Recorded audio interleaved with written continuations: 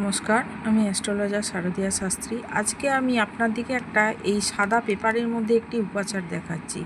সেটা হচ্ছে শত্রুকে চুপ করানোর উপাচার।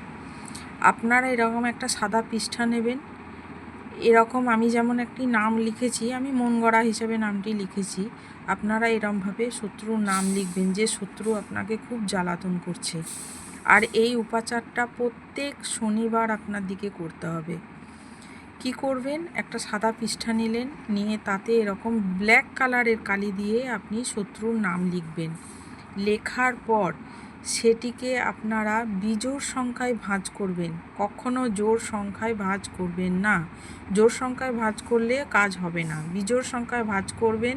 করে এটি আপনাদের সামনে যে ধরুন মলমূত্র সমস্ত যে জল, নোংরা জল যাচ্ছে, যে ড্রেন আছে, সেই ড্রেনের মধ্যে গিয়ে এই পৃষ্ঠাটিকে আপনারা যত মনের আপনাদের তার প্রতি ঘৃণা আছে, সেই ঘৃণা দেখিয়ে পৃষ্ঠাটাকে সেই ড্রেনে ফেলে দেবেন। দিয়ে আপনারা ঘুরে আর পিছন দিকে তাকাবেন না, সোজা বাড়ি চলে আসবেন। আর উপাচারটা প্রত্যেক শনিবার আপনার দিকে করতে হবে। করে দেখুন, ভালো ফল আপনারা পাবেন। ধন্যবাদ।